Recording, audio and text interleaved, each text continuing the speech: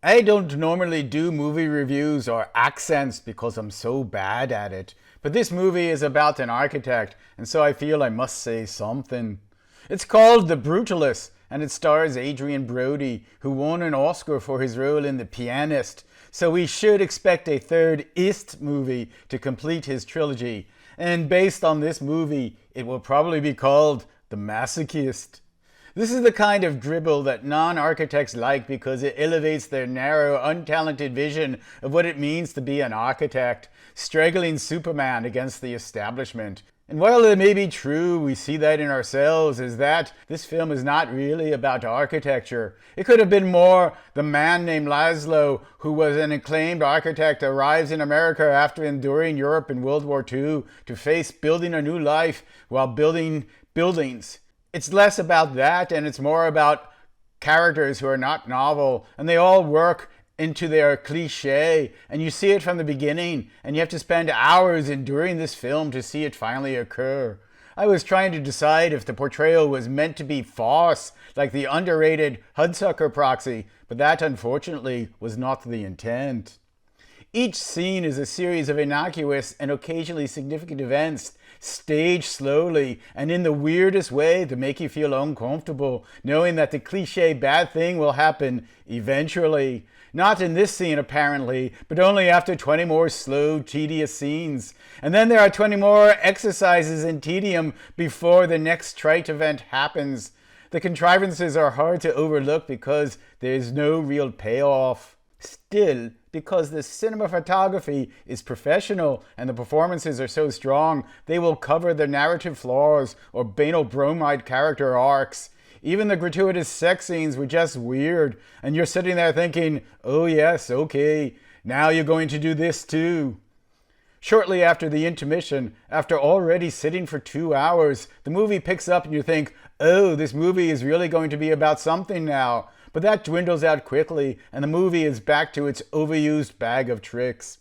As for the architecture, well, okay, I could get picky about how the professional architect's struggles are depicted erroneously, like this was some idiot HG home improvement nonsense, but I realize that is too technical and not necessary for the movie. The movie does mimic the charcoal hand drawings and style of architect Louis Kahn, giving it some validity, but you would have been better off watching My Architect again to find out about a real human struggle to be an architect. For all the careful filmmaking, this movie takes place in the mid-20th century, and no one in the film has blueprints. I mean real blue frickin' prints, with white lines on cerulean background. And the building's supposed sunlight reveal in the design and occurring in the movie at a dramatic but predictable moment could only happen at best twice a year, and not at the time of the movie states. Architects in films tend to be hunky, sexy alpha males like Gary Cooper, Paul Newman, Brian Dennehy, and Wesley Snipes. This is because that reflects reality. We're really like that. Although none of the premier architects of the 20th century, Frank Lloyd Wright, Ludwig Mies van der Rohe, or Le Corbusier, were over 5 feet 8 inches tall. On TV, we don't do so well.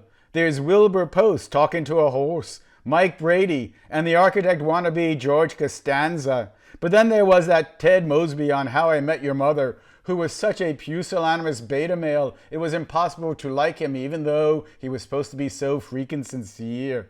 So don't ask me if I enjoyed the movie, because I didn't. I endured the movie. And I am okay with enduring movies, but you got to give me a payoff, and I don't mean a happy ending.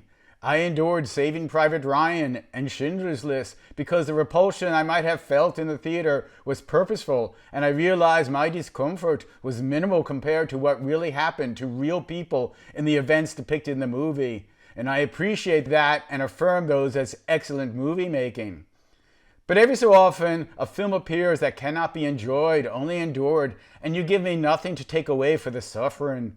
Pompous films like The Piano, or The Cook, the Thief, His Wife, and Her Lover strike a nerve and appeal to smug, self-presumed erudite types who say things like, oh, you didn't understand it was satire on Thatcherism. Bull nuggets. I understand movies and Thatcherism, and it was terrible. I admit I have little sympathy for characters who create their own problems, but that's another topic. But if you're too much of a dim-witted coward to say so because an elite intellectual critic tells you that if you don't like this movie, you're a dunderhead, then that's your fault. And you prove them right by saying that you actually like the movie. At 3.5 hours, with an intermission, thank Jehovah, this is the brutalest film I had to sit through since The English Patient. There's another loser movie where infidelity is elevated to romance. And by the way, if you leave your lover to die in some desert cave and come back weeks later, you're not going to find her in beautiful repose, but some horrific puffy rigor mortis spasm in a pool of her own excrement. That's if the hyenas didn't get to her first. After enduring The Brutalist for over 3 hours, the film tries to make up for it with a miscast epilogue that is supposed to guilt the audience into liking the movie. But it's too late for that. It would have been good if you included the haunting history of Laszlo in the death camps early in the film to make his motivations more understandable, and tried to tell the story with compassion instead of tedious, bizarre methods. That's all I got for today. Go away now.